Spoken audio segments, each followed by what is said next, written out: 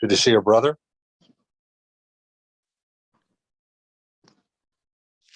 All right. Moshe, did you see your brother?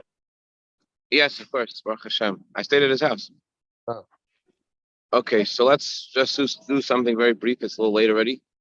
On Rosh Chodesh Elul, 1980, it was like this year. It was the Shemitah year, and the Rebbe gave it for bringing. So there was one point I wanted to share, which I think I could fit in 5 minutes. The Rebbe spoke about how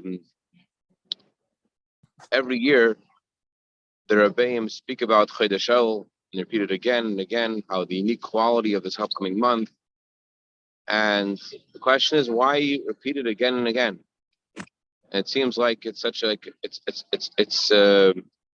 seems redundant. So Rebbe said that every year, it says in Tanya that there's a new light of Hashem that comes upon the world that never was there before. And it means the month of Elul this year has a unique light that was never there before. The Elul this year is a very unique. And not only is it unique because it just is a brand new light of Hashem. There's never been an El like this Elul, but specifically this year Elul has unique powers. Why? Because this year Elul is in the year of Shemitah, the 7th year, sabbatical year. When the Torah tells us we're not supposed to work on our fields, we're not supposed to plow, we're not supposed to plant. So this sabbatical year, just like it's true physically that that's supposed to be a year of Shabbos, a sabbatical year, you're like Shabbos. The theme of Shabbos is pleasure and enjoyment. So too, on this sabbatical year, Hashem endows us with a different kind of spiritual energy, just like people who are in the age of, in the 6th year, the 7th year, the 60s and 70s, they have more time. They're not working as they were when they're in their 40s or 50s. So they're able to, just like the Jews, when they were living in Israel in the time of the temple, and they were able to set aside time for Torah study because they were not occupied in plowing and planting because it was sabbatical year. So too, people who are elderly in years, they have more time. They're in their sabbatical years. They should spend more time studying Torah. But specifically about all of us, as pertains to the month of Elul, this is a time when Hashem endows us with a different kind of energy. What's the energy of Shabbos? Shabbos is about pleasure. Shabbos is about enjoyment. The Torah talks about Shabbos, about giving pleasure to Shabbos. And a Jew not only enjoys Shabbos, but a Jew is able to add to Shabbos and add pleasure to Shabbos.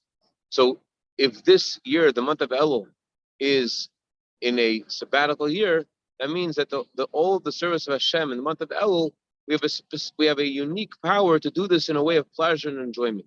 Just like we talk about the king in the field. The king in the field, there are different fields. Some people have great fields. Some people have Edis, which means the best kind of field. Some people have Ziburis, which is the worst kind of field. People who are in the better kinds of fields, they're just thinking about what kind of grain to plant in my field. People in the worst kinds of fields, it's more of a physical strain and effort to get that field to produce something. So this year is a year of a sabbatical year. That means the connection we have with Hashem because of the month, because it's in a time of Shemitah, it's without the strain, without anxiety, and instead it's with the pleasure and enjoyment. And then Rebbe said an amazing point about the day of the first of Elul. It says in the Talmud, there's nothing that happens that is not hinted to by the Torah. So where do we find the day of the month of Elul, the first of Elul in the Torah, in the Tanakh? So the first of Elul was mentioned explicitly in the Tanakh, the prophecy of Zechariah. Zechariah, in the beginning of the book of Zechariah, he said that the prophet Chagi came to the Jewish people in the 6th month counted from Nisan, which is the month of Elul, on the first day. And he said to them, why are you saying that it's not the time to build a house for Hashem? Why are you saying that? That's ridiculous. Go to the mountain, he said, and take cedar wood, take olive wood, take atzei zayis, and go and build go and build the house of Hashem. Go do it. So the Jewish people were in a state where they didn't feel that it was actually happening, that the Bais Bezalel was going to be built, and they felt like it's not the time to build the house of Hashem. And therefore, Chag had to tell them, no, now is time to build the house of Hashem. All you need to do is go to the mountain and take the wood and start building. So it's not that Rebbe says that they have to go to the mountain theoretically and spiritually and physically, because mountain is a higher place, and be in a higher place spiritually, and therefore be in touch with something higher and more spiritual. He was telling them practically, go there, get wood, and build the house of Hashem. So imagine a prophet of Hashem comes to you and says, it's now the time to build the house of Hashem. Imagine what kind of response you would have. You're thinking like it's not, if Hashem says right now to build the house of Hashem, there's nothing going to stop you. You're actually going to build the house of Hashem. So although Mashiach hasn't come yet, and that means that we're not actually allowed to build the house of Hashem because we don't know where the Bais Bezalel is exactly supposed to be. We need to have Mashiach to tell us where the Bais Bezalel has to be built before we could build it.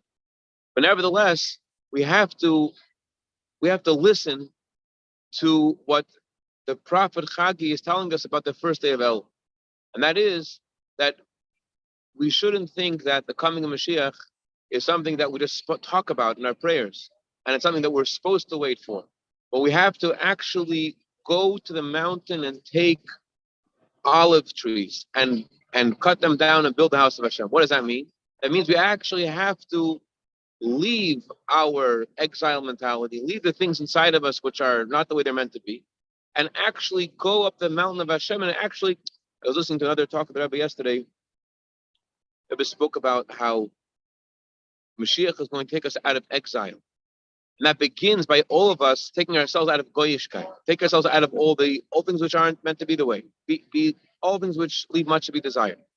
So on the first of Elul, Torah says in 6 months, that's when Chagi told us, go get the olive wood. So too, all of us have to wake up to the reality, as Rebbe said so clearly and so many emphatically, so many times, that this is a time of Geula. And we actually have to get ready for the Geula and actually we can't actually build the Bais Hamikdash. We don't actually have to go and cut down any wood, but we have to realize it's the same thing. We have to build our inner Bais Hamikdash, to build our inner Bais Hamikdash, to prepare for the third Bais Hamikdash, which is actually going to come. So just as if Chagi came to you and said, go take the olive wood and build the house of Hashem, that's how we have to feel that it's really happening right now, because that's reality. The reality of the time that we're in is the time of the Geula, as all the signs of Torah showed there's a time of Geula, and it's time to get the olive wood. I know for every person it's different what the olive wood means, but the bottom line is, imagine Mashiach's coming in a second. Where do you want to be? L'chaim, a good Shabbos, a good Chodesh, a freilichen Shabbos, freilichen Chodesh, and we should celebrate Taka with the actual olive wood and build the house of Hashem today, mamish.